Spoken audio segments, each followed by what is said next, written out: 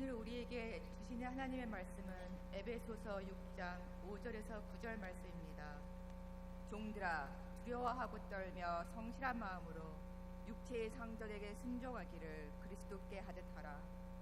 눈가림만 하여 사람을 기쁘게 하는 자처럼 하지 말고 그리스도의 종들처럼 마음으로 하나님의 뜻을 행하고 기쁜 마음으로 섬기기를 주께 하듯 하고 사람들에게 하듯 하지 말라. 이는 각 사람이 무슨 선을 행하든지 종이나 자유인이나 주께로부터 그대로 받은 줄을 알미라. 상전들아 너희도 그들에게 이와 같이 하고 위협을 그치라. 이는 그들과 너희의 상전이 하늘에 계시고 그에게는 사람을 외모로 취하는 일이 없는 줄 너희가 알미라. 이 말씀은 오늘 말씀 가정의 달을 맞이하여서 그 가정에 대한 메시지를 나누도록 하겠습니다. 그런데 무엇보다도 관계 자체에 대한 그러한 메시지라고 보시면 될 것 같습니다. 자발적인 순종이라는 제목입니다. 오늘처럼 비가 억수같이 오는 날이었습니다. 어떤 목사님이 운전을 하고 계셨는데 그 고속도로에서 이렇게 로컬길로 이렇게 빠져나가는 길인데 그게 이제 주로 한 길로 돼 있지 않습니까? 그런데 거기가 갑자기 딱 들어오자마자 막히더라는 겁니다. 비가 많이 오는데 이게 왜 안 뚫리나 그러고 기다리던 차들이 다 빵빵거리는데 전혀 진전이 없는 겁니다. 그래서 한두 사람씩 우산을 가지고 밖으로 나와서 거기 앞에 서 있는 차를 다 찾아갔습니다. 문 좀 열어주세요 라고 하며 그 사람 앞에 가서 얘기를 했습니다. 무슨 일이세요? 제가 차를 좀 볼 줄 아니까 본네트를 좀 열어보시고 저희가 좀 도와드리겠습니다.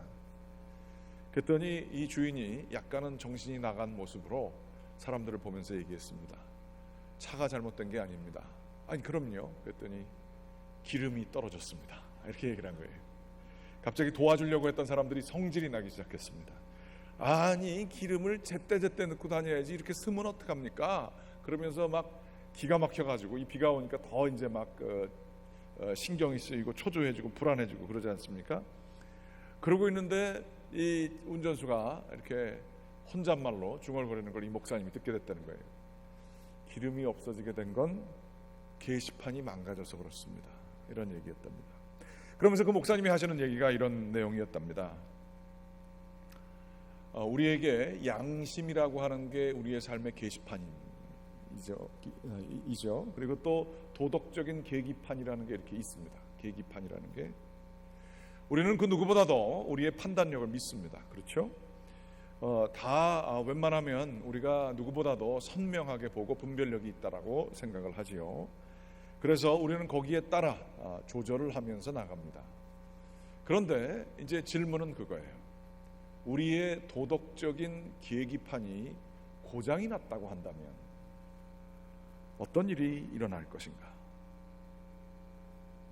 우리는 보통 우리가 가지고 있는 옳다 그르다라는 개념, 이것을 절대 의심하지 않습니다. 그 누구도 우리 차 안에 있는 스피도미터 그걸 갖다가 의심하는 사람은 없을 거예요.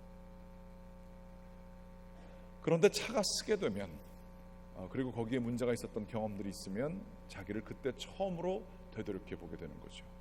우리가 가지고 있는 도덕적인 기준들, 여기에 대해 우리들은 결코 의심하지 않지만 우리의 인생이 뭔가 확 막히게 되고 다 스탑을 하게 되고 어쩔 줄 몰라 하게 되면 처음으로 우리는 그때 우리 자신을 바라보게 될 수 있습니다. 이 도덕적인 계기판이 망가진 것을 잘 드러내놓는 게 있습니다. 어느 목사님이, 이건 다른 목사님입니다, 부흥회 가셔서 물어보셨대요. 교회에서 상처받은 사람 있으면 한번 손 들어보세요. 교회 다니면서 상처받은 사람. 그랬더니 거의 모든 분들이 손을 들더랍니다.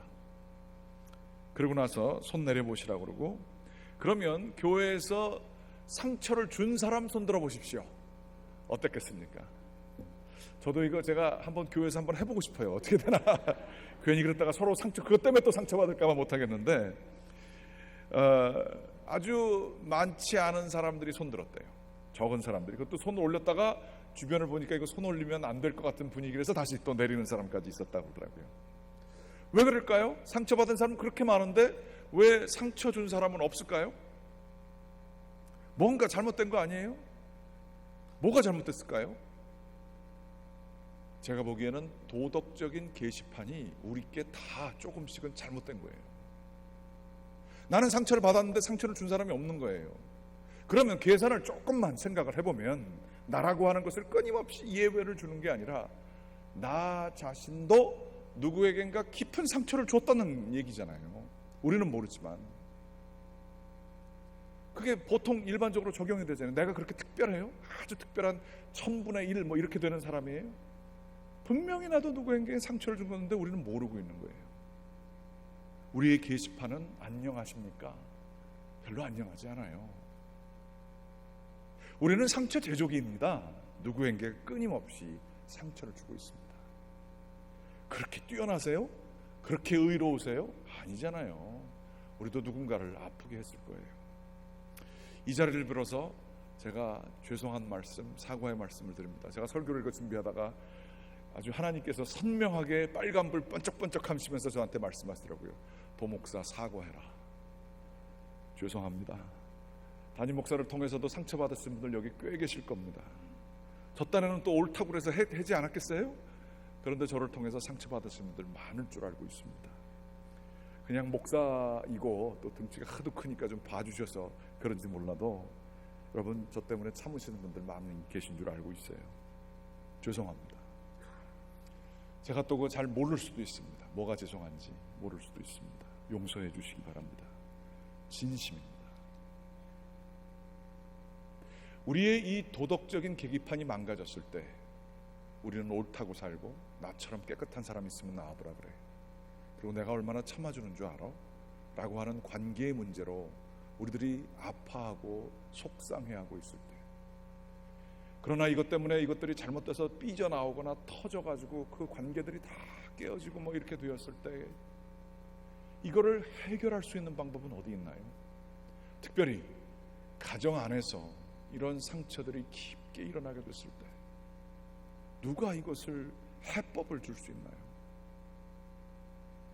이 깊은 서로에 대한 피해자로서, 상대방을 피해자로서 상처를 자기는 수도 없이 줬지만 우리는 결코 우리가 상처를 준 사람이라고는 조금만치도 생각하지 않는 그 모든 문제의 근원, 이걸 도대체 누가 어떻게 해결할 수 있을까요?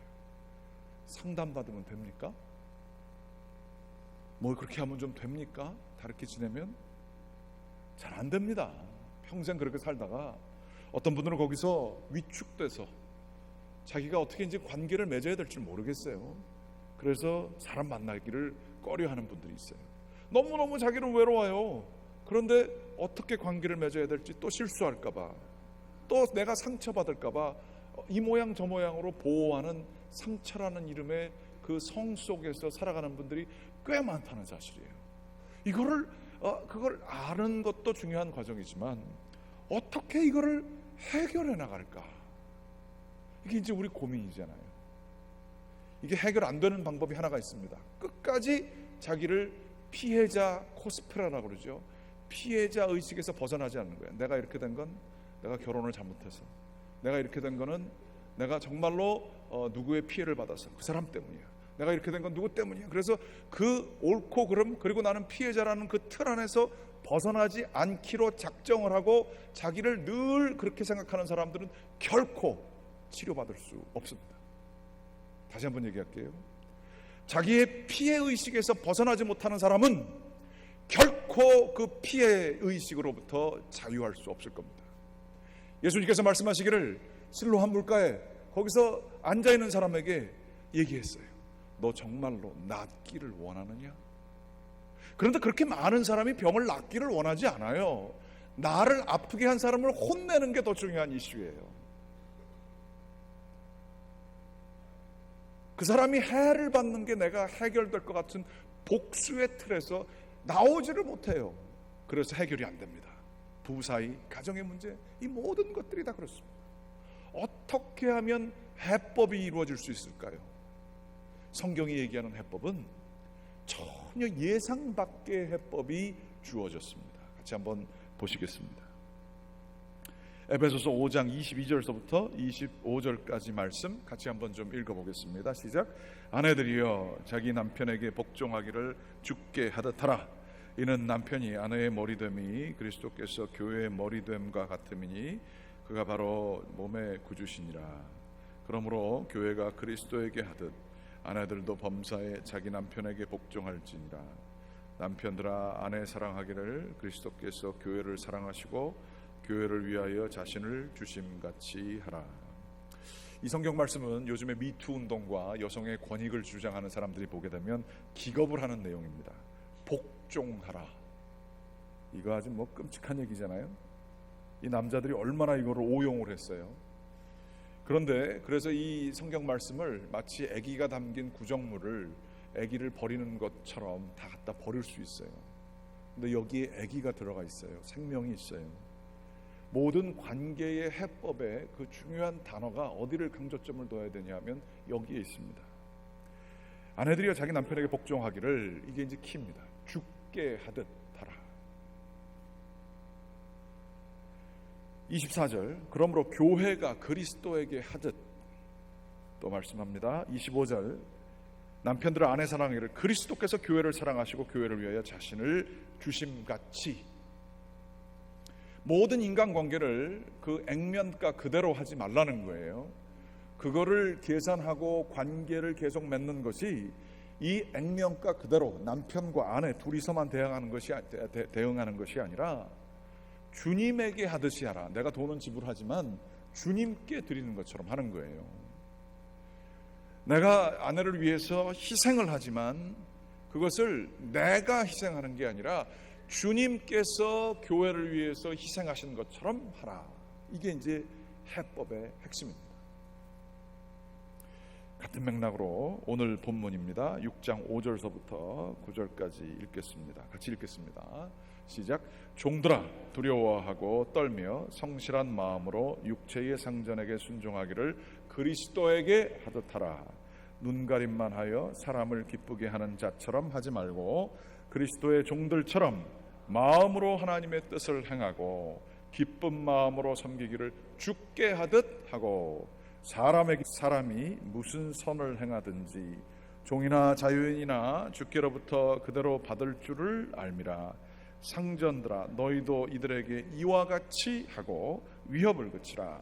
이는 그들과 너희 상전이 하늘에 계시고 그에게는 사람을 외모로 취하는 일이 없는 줄 너희가 알미라. 오늘 말씀이 얘기하는 것은 자발적인 순종에 대해서 얘기하고 있어요. 억지로 하는 순종, 눈에 가리기 위해서 피해를 좀 덜 보려고 그냥 해주는 거죠. 그러면서 그 사람에게 하듯 하는 거, 내가 좀 편하려고 나의 유익을 위해서가 하는 게 아니라 그 동기에서부터, 그 시작에서부터, 그리고 그 대상이 하나님이어야 된다는 거예요. 하나님에게 하듯 최선을 다해서 하라는 거예요. 그리스도에게 하듯 하라. 종들에게만 이렇게 얘기하는 것 같지만 곰곰이 보면 6장 9절에 보게 되면 상전들에게 하려고 하는 얘기는 더합니다. 너희도 그들에게 이와 같이 하고, 이와 같이가 뭐예요? 종들은 주인에게 순종하는 게 당연한 거예요. 그걸 그리스도에게 하라는 게 좀 내면이 좀 꼬여서 그렇지만 그건 인정되는 얘기예요. 그런데 상전들이 이와 같이 하라, 이와 같이가 뭐예요? 종들을 주인들 대하듯 하는데 그냥 주인이 아니라 그리스도 대하듯 하라는 거예요. 상전이 어떻게 그렇게 해요? 상전이 종들을 섬긴다는 게 이게 말이 됩니까? 근데 그것도 그냥 섬기는 게 아니라 그리스도에게 하듯 상전들은 이 종들에게 대하라는 얘기예요. 그러면서 얘기하시는 게 더 놀라워요. 그들과 너희의 상전이 하늘에 계시기 때문에 너가 종이다라는 거예요. 그 사람들에게 너가 섬기는 게 아니라 하나님에게 섬기는 것처럼 너도 그들을 섬겨라 라고 얘기하는 거예요. 이게 모든 이 자발적인 순종, 이게 바로 이 모든 관계의 해법이에요. 종과 주인, 남편과 아내, 모든 사람들과의 관계에 있어서 주님에게 하듯 하라라는 얘기입니다. 그러면 주님에게 하듯 하는 게 아니면 어떤 일들이 일어나게 될까요? 우리의 관계들이 그냥 액면가 그대로, 우리가 생각하기에 고장난 게시판 그대로 사람들을 대하게 될 때, 하나님은 전혀 없게 될 때 어떤 일이 일어나게 되는가? 우리가 잘 알고 있는 얘기지만 로마서 1장 28절 말씀 같이 한번 좀 읽어보겠습니다. 시작.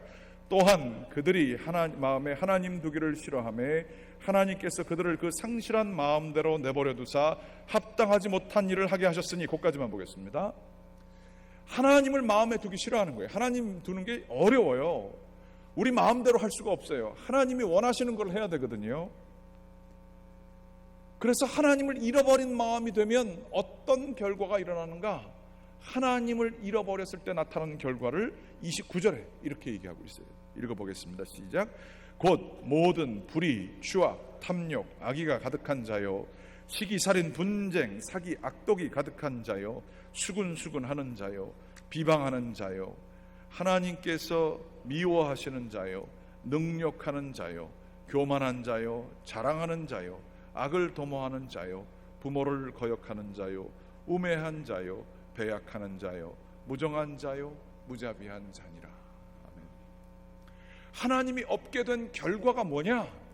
무자비하고 무정하고 교만하고 악의가 가득 차고 추악하고 탐욕이 있게 되는 모든 것들은 바로 하나님이란 분이 우리의 관계 속에 있지 않게 될 때에, 고장난 게시판을 가지고 그게 다 맞는 줄 알고 살다가 빵꾸가 뻥뻥 나고 차를 서게 되는데, 나만 잘못 그냥 쓰는 게 아니라 다른 사람들까지도 피해를 입히게 되는 수많은 일들이 일어나는데, 그게 리스트가 쭉 나온 거예요. 불의, 추악, 탐욕, 악의, 시기, 살인, 분쟁, 사기, 악독, 수군수군하는 것, 비방, 모든 것들은 관계에 있어서 하나님을 잃어버린 사람들, 이러한 모습이에요. 그런데 반면에 하나님께 하던 모든 관계를 하는 사람들은 이러한 문제를 다 고쳐나갈 수 있다라는 말씀도 되는 것입니다. 하나님께 하던 모든 사람들을 대하게 되면 그 사람 그렇게 하신 이유가 있겠지, 우리가 모르는 게 있겠지. 불의, 추악, 탐욕 이런 게 아니라 하나님 앞에서 내가 최선을 다하다 보면 겸손하게 되고 절제하게 되는 모습들이 있게 되는 거예요. 상대방을 대할 때 하대하면서, 내가 돈이 있고 주인이기 때문에 막대하면서 위협하는 거, 상전들이 위협한다 그러잖아요. 그러면서 사람을 기능으로 보는 거예요. 나에게 이익이 되면 그 사람한테 잘해주고요, 아무것도 없는 사람은 그 사람을 조금도 배려하는 마음이 없는 거예요. 당연히 내가 그럴 권리가 있다고 생각하면 그만큼 기능을 못하면 내가 당신 이렇게 월급도 주고 이만큼 해주는데 도대체 뭐냐? 이거 뭐 그만둬야 되겠느냐? 이렇게 하면서 협박을 하는 거예요. 그러나 그를 섬기는 마음이 있으면 그렇게 하지 않겠죠. 섬기는 마음, 내가 잘 모르는 사정이 있겠지. 또 그렇게 연약하게 되는 이유가 있겠지. 그리고 그 사람이 좀 나쁜 의도로 하는 것 같지만 언젠간 돌아오겠지 라고 하는 마음들이 하나님 있게 된 들어오게 되는 거고요. 그래서 관계들이 풀려나갈 수 있다. 성경은 선명하게 얘기하고 있어요. 교회에 아픔이 있다 보니까, 제가 여러분들 그 아픔 때문에 하시는 얘기겠지만, 아픔이 있게 될 때 아픔을 준 사람들을 존경하면서 얘기하는 분들은 찾아보기 힘듭니다. 교회 내 직분 다 없어지고요, 그냥 이렇게 뭐 욕을 하게 되잖아요. 목회자에 대해서도 마찬가지입니다. 목회자가 정말 마음에 안 들었을 때 이름을 막 부르는 정도가 아니라 하대하듯 그렇게 얘기하는 경우도 많아요. 목회자를 대하는 것은 목회자가 뛰어난 가치가 있는 사람이기 때문에 대하기보다는 목회자를 통하여 하나님을 향하도록 그렇게 만든 교회의 제도예요. 그런데 이제 이거를 마음에 안 드니까, 상처받았으니까 아주 이렇게 막 얘기하시는 분들이 많아요. 제가 목회자라서 얘기하는 게 아니라, 그게 이렇게 들을 때 저분은 참 신앙이 좋고 정의감이 많으신 분이다, 이런 생각 하나도 안 들어요. 굉장히 무리해 보여요. 아무리 아픈 상처가 있고 그럴 만한 이유가 있어도요, 별로 존경하는 마음 별로 안 들어요. 아무리 친한 사람이라도 막대하면서 내가 걔 좀 얘기하면 돼, 뭐 이런 식의 그 하대하듯 무리하게 대하는 사람들을 보면 저 사람 힘 있네라는 생각 하나도 안 들어요. 되게 예의 없네, 사람 마음대로 쓰려고 하네, 자기 뭐 대단한 사람인 줄 아나 봐, 그런 생각 저절로 들어요. 그런데 우리 마음속에 그러한 마음들이 가득 찰 때가 있어요. 모든 사람들은 다 내 미치거든요. 그리고 모든 사람들은 나만큼 아는 사람이 없어요. 내가 힘을 안 써서 그렇지 내가 한 번 힘쓰면 끝내줄 수 있는 사람이에요. 뭐 이렇게 생각하기가 쉬워요. 거기에는 하나님이 없습니다. 그리고 거기에는 관계의 문제가 반드시 생길 것입니다. 교만한 자들에게는 반드시 그 교만을 싫어하는 사람들이 꼭 나오게 마련이고요. 거기에는 아픔이 있을 겁니다. 수근수근하지 마십시오. 수근수근하면서 그 사람이 어떻게 그럴 수 있나 그러면서 막 스토리를 우리가 크게 만들잖아요. 어떻게 그 사람이 그럴 수 있을까? 그리고 수근수근만 하는 게 아니라 그냥 같이 묵상을 하는 거예요. 공동체가. 그렇게 되면 한 사람 바보 만들고 아주 악한 사람 만드는 거 너무 쉬워요. 오래 걸리지 않아요. 하나님이 거기는 없습니다. 하나님이 없습니다. 그 관계 속에는. 부부 사이에도 마찬가지예요. 자기 아내, 자기 남편을 얘기하면서 막 자기 남편이 얼마나 나쁜 인간인지를 열심히 얘기하시는 아내분들 계십니다. 그러면 아내분이 훨씬 불쌍해 보이고 뛰어나 보이고 그러실 것 같으세요? 여러분은 그러시던가요? 별로 그렇지 않습니다. 이 사람이 아프구나. 좀 좋으면 그렇게 생각하지만 깊은 곳에는 지도 잘못한 게 있으니까 그렇겠지. 그런 생각 다 들어요. 반대도 마찬가지예요. 자기 아내에 대해서 나쁜 얘기를 막 대놓고 하게 되면 그 좋은 거 별로 없어요. 하나님이 안 계시기 때문에 그렇습니다. 하나님이 계시면 우리는 서로 존중하게 되어 있습니다. 자발적으로 그 사람에게 순종할 수 있습니다. 그러나 우리의 마음이 상처라는 것 때문에 도덕적인 게시판이 찌그러진 그 자체로 액면 그대로 대하게 될 때에 우리의 모든 관계는 우리만 스탑하는 게 아니라 남들도 스탑시키게 되는 결과들을 낳게 될 것입니다. 제가 하는 얘기가 아니라 성서가 하는 얘기입니다. 하나님을 모셔라. 죽게 하듯 하라. 그렇게 얘기를 하는 거예요. 모든 사람들을 대할 때 존중해주고 순종해주고 기다려주고 당신은 온유하고 겸손하라. 그렇게 얘기를 하고 있어요. 그럴 수 있겠지. 내가 모르는 게 있겠지. 아니야, 저 사람 그래도 좋은 면이 있어. 기다려주면 돌아올지도 몰라. 그러면서 끝까지 믿어주는 자세, 하나님이 있기 때문에 할 수 있는 자세 아니겠어요? 우리가 상처받았을 때 우리의 모습들을 다 녹화를 해서 나중에 한번 쳐다보면 참 재미있을 겁니다. 왜 저랬을까? 오히려 그 분노 때문에 상처를 분노로 표현하는 경우에 우리는 말의 힘을 잃어버립니다. 어떤 부부가 막 싸웠어요. 텔레비 보니까 나오더라고요. 부부는 무엇으로 사는가? EBS 다큐멘터리. 제가 열심히 봤습니다. 막 젊은 부부가 싸우는데 요즘엔 남자들이 소리 지르는 게 아니라 여자분들이 그냥 조목조목 따지면서 눈을 부릅뜨니까 너무 무섭더라고요. 근데 그 여자분이 자기의 모습을 봤어요. 그러더니 자기가 되돌이켜보면서 얘기합니다. 나도 어떤 사람이 저렇게 얘기하면 들어줄 것 같지가 않아요. 자기가 하는 얘기예요. 근데 그분이 한 얘기가 아주 재미있는 얘기가 제가 마음에 이렇게 들어와요. 저렇게 짜증을 내는 소리를 들으니까 짜증났다라는 메시지는 전달이 되는데 내 말에 아무런 힘이 없더군요. 이렇게 얘기를 하더라고요. 정말로 그렇습니다. 정중하고 예의 있게 우리의 바라는 것을 얘기하면 그게 강하게는 안 들려도 깊이 선명하게 들릴 때가 있어요. 그런데 그 소리를 높이거나 과장법을 지나치게 쓰거나 강요하는 스타일로 얘기를 하면 전혀 그 메시지는 안 들려요. 말에 힘이 없어요. 그렇지 않아요? 소리를 지른다고 해서 들리는 게 아니라 오히려 반대돼서 뛰어나가게 하는 그러한 얘기를 하는 것이죠. 온유와 순종과 겸손은요, 약한 자의 그런 것이 아닙니다. 더 깊게 묵상한 깊이 있는 자의 모습이 온유와 겸손과 순종하는 모습입니다. 예수님이 힘이 없어서 순종하셨습니까? 그렇지 않습니다. 예수님께서는 그 순종을 통해 전혀 다른 질서를 만들고 계셨습니다. 오스와드 챔버스라고 하는 분은 자발적인 순종이라는 글에 이러한 말씀을 쓰셨습니다. 주님은 절대 자신의 권위를 주장하시지 않습니다. 그분은 결코 너는 반드시 무엇을 해야 한다 말씀하지 않으십니다. 그분은 우리를 완벽하게 자유롭게 하십니다. 그래서 우리는 사람들이 그러했던 것 같이 그분의 얼굴에 침을 뱉을 수 있을 만큼 우리는 자유합니다. 또한 사람들이 그분을 죽였던 것 같이 우리도 그분을 죽일 수 있을 만큼 자유합니다. 그래도 주님은 아무 말도 하지 않으실 것입니다. 그러나 주님의 생명이, 주님의 구원에 의해 내 안에 창조되는 즉시 나는 주님의 완전하신 권위 앞에 있음을 인식하게 됩니다. 다시 한번 얘기할게요. 우리 가운데 예수님이 사랑해 주셔서 구원해 주셨음을 알게 되면 생명이 쑥 들어와요.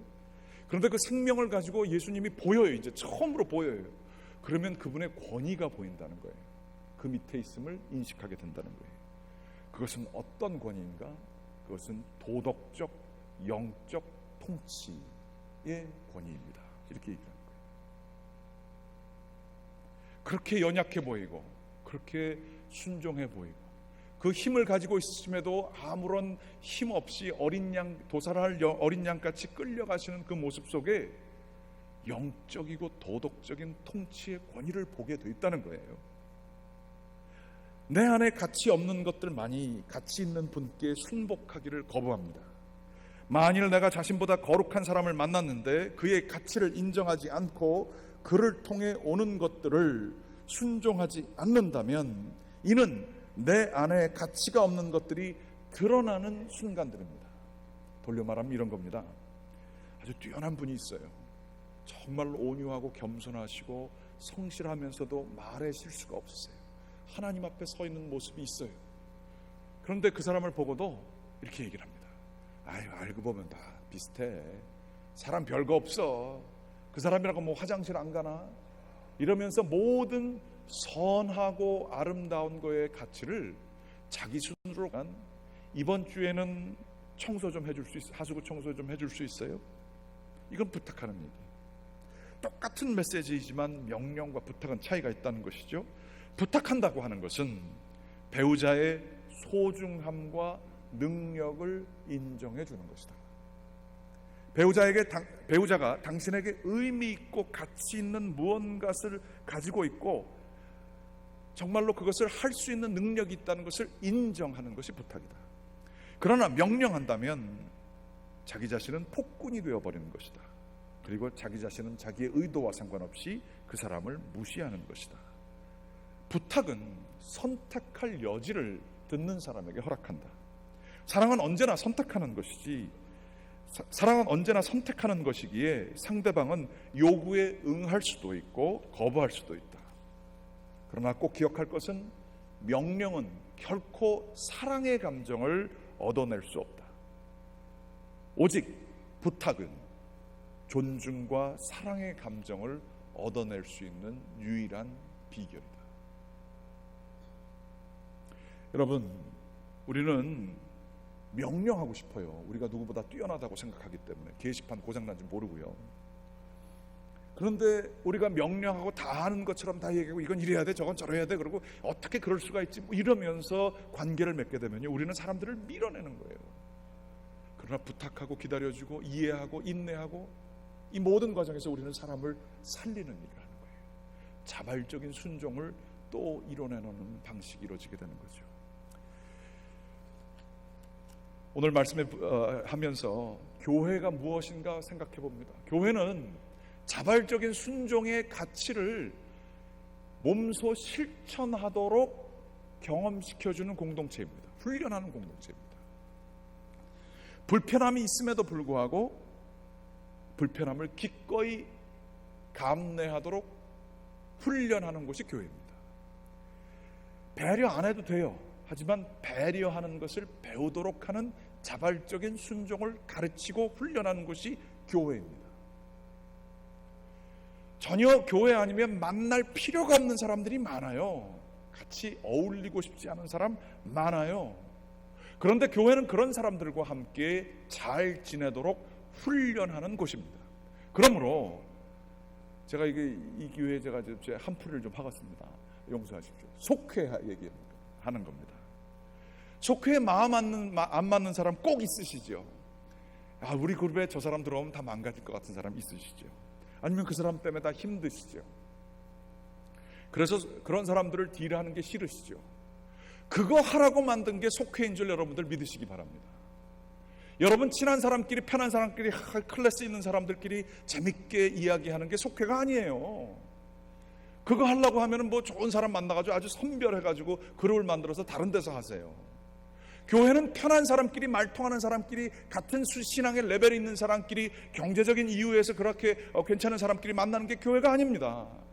서로 이해할 수 없고 불편해요. 하지만 자발적인 순종으로 인내하고 기다려주며 부탁하며 온유와 겸손으로 섬기는 것, 훈련하는 것이 속회인 줄 여러분들 믿으시기 바랍니다. 정말로 그래요. 사람 밀어내지 마십시오. 서로 섬기십시오. 옳고 그름이라고 하는 틀에서 제발 벗어나십시오. 섬기는 자발적인 순종이 신앙의 결정체입니다.